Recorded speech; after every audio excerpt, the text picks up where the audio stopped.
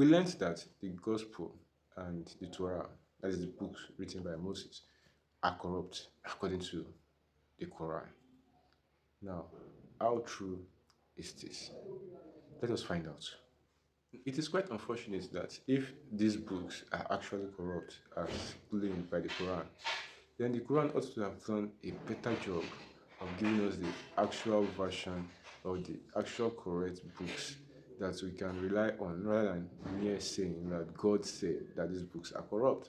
Because these books in question as well were also delivered by God, and till date, we've had men of God that had lived over the years. None has ever claimed these books to be corrupt. Even when Jesus was on earth, he could have claimed that the Torah was corrupt because evidently he should know of the Torah if he will be able to preach the gospel correctly and live as an adherent to the Torah while he was on earth. But the Quran did not do this. It's just like saying you have a witness, but your witness is far away from town. Then you have the witness, in my opinion, you know. But what does the Bible say? Is the gospel actually corrupt? For us to answer this question, let us go back to the very beginning. In the book of Genesis, chapter 1, we understand that God created the heavens and the earth and every other thing that is in it. And then in verse 26, we understand that God said, let us make man in our own image and likeness. And when Adam was created, followed by Eve. And in chapter 3, Adam and Eve ate of a tree God had commanded them not to eat of. And as a result, they fell into their first sin and into spiritual death. As a result, because God could not behold sin, God had to chase them away out of the garden. For the wages of sin is death. And more importantly, as a result of that sin, Adam and Eve passed sin on from one generation to another generation. For all have sinned and fall short of the glory of God. And because of this, man had to start working his righteousness or his salvation by himself at a particular time per year.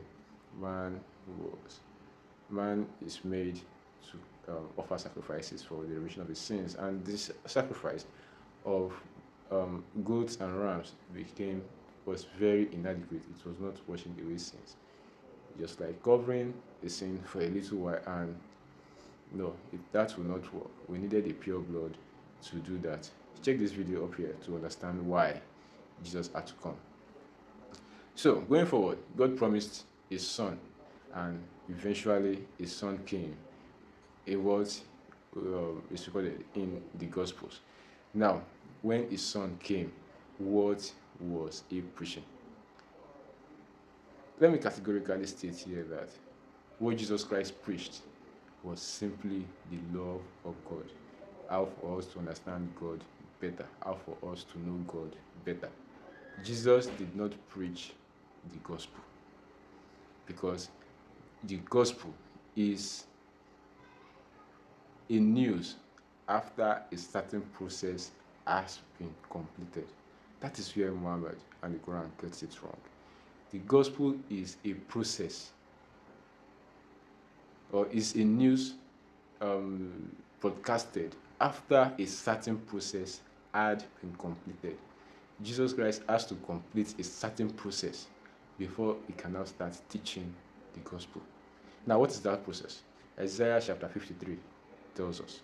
I'll read a few verses of Isaiah chapter 53. I'll also encourage you to read the full chapter and then some other chapters in Isaiah 54, 55 as well. But let me read a few verses in 53. He was despised and rejected by men, a man of sorrows, and acquainted with grief, and as one from whom men hide their faces, he was despised, and we esteemed him not.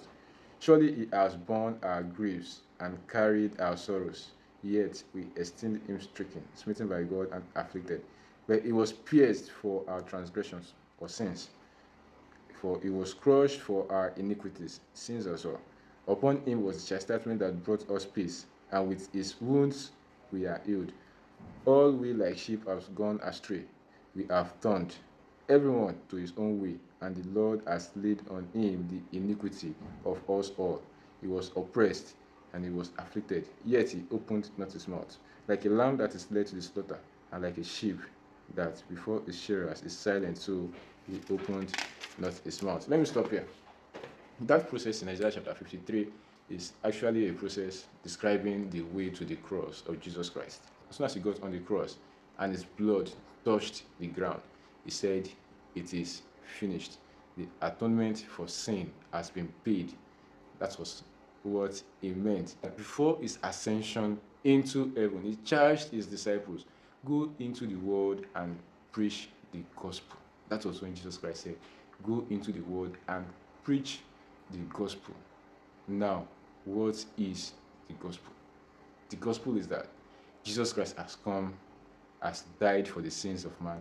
Now, man has been liberated from the sins or from the bondage of the law. Now, man has been translated into grace, no longer bound by the law. John chapter 3, verse 16 sums up the gospel in one verse. "For God so loved the world that he gave his only begotten Son, that whosoever believes in him will not perish, but have everlasting life." For through one man, sin came into the world, and for through one man, sin is abated. Praise God. The gospel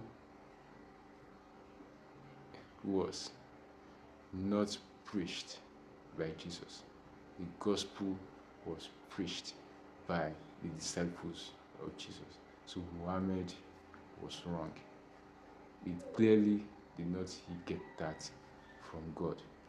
Jesus asked us to go and preach the gospel after he had completed the process of saving men from their sins, not the other way around. So Muhammad and the Quran is wrong on the gospel.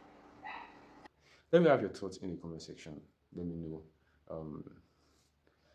If you have not subscribed to this channel, please do so by hitting the subscribe button right now and like this video.